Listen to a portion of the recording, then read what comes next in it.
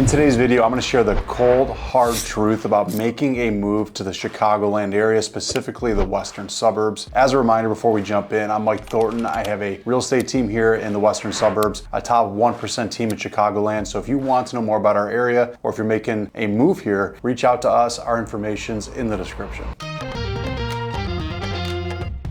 Okay, so you're thinking about relocating to Chicagoland, but before you pack up the U-Haul, let me give you the unfiltered truth. Yeah, Chicago's western suburbs are beautiful, full of charm, and have some of the best schools in the Midwest, but there's also sticker shock, low inventory, and a few curveballs you probably don't see coming. In this video, I'm gonna walk you through the pros and the cons of moving to Chicagoland. I'll show you what makes this area amazing, why we call it home, and what might make you think twice about moving here.